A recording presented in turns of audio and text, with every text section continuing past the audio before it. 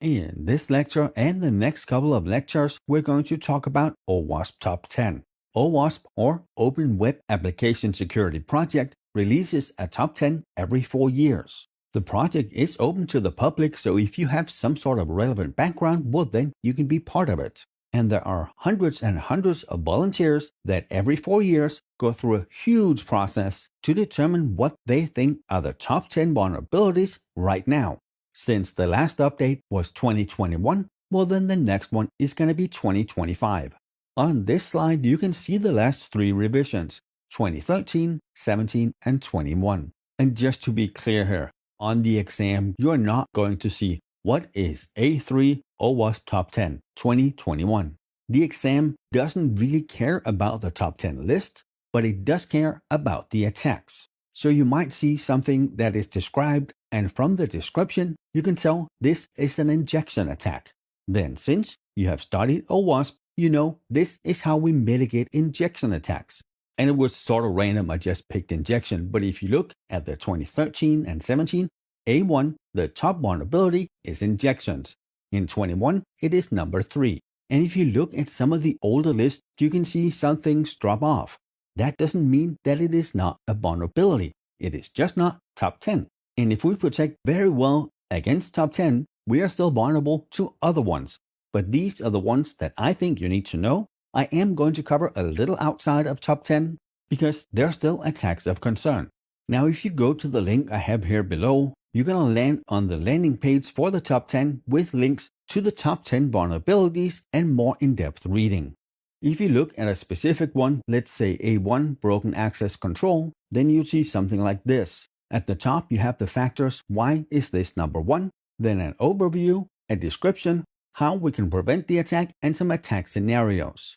So A1, broken access control, this happens when access control is not consistent across an entire application.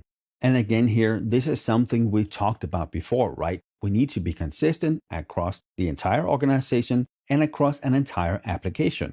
We really need to have that controlled access mechanism where we write the tricky logic once and then we reuse it everywhere to ensure that consistency across the entire application.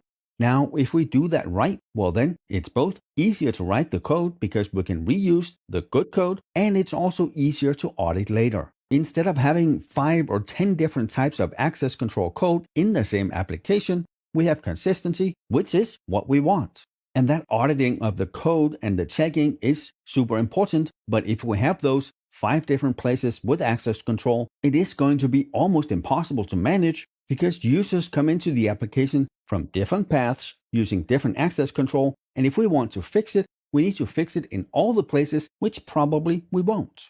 And while a user accessing this and not having proper access control is maybe bad, if it is an admin, well then that is much, much worse. And it's something we do normally, right? We have the ability to manage users, we have the ability to manage content, but if our access is the same poor access control that the application has, well, then our accounts and the application are obviously vulnerable. So what do we do to fix this? Well, we have deny by default. We limit the user's rights within the application. We use role-based access control, strong passwords, multi-factor authentication. Then we log all access control failures. We probably act on them. And then we have proper user and session management.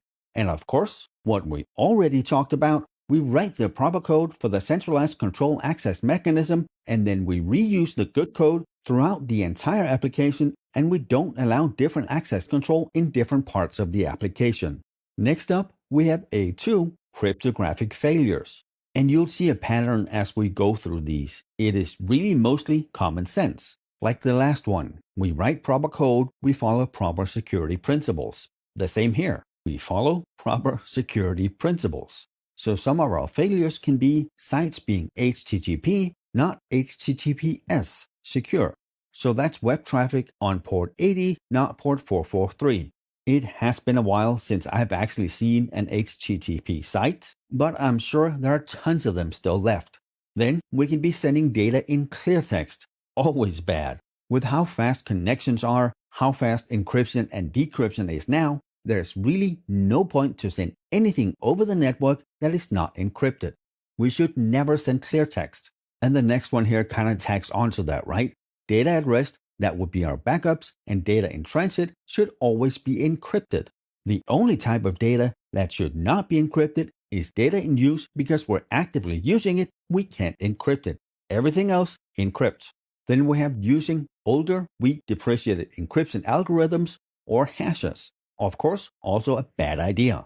And while fixing all this to you and I might seem logical, there just may not be the time or the money to do it right in many organizations. Yeah, we know this encryption algorithm is compromised, but is it really worth fixing it? Obviously, the answer for the exam is yes. In your work life, maybe. Here, it really depends on the data we're protecting. Remember, exactly enough security. Then we have organizations not monitoring if data is being exfiltrated. Remember here, we can use our DLP systems, data loss prevention. And then finally, we have improper use of initialization vectors. And remember, the initialization vectors is the random or pseudo-random thing we use with our algorithms when we start a connection. If they're not truly random or pseudo-random, if they're reused, well then that is a way that the attacker can compromise us. And then really that list we just had with all the stuff that's wrong, well, that's what we can do to fix it, right? We make sure that the encryption we use, the hashes and the algorithms is not depreciated. We make sure that all data is identified correctly so we can protect it.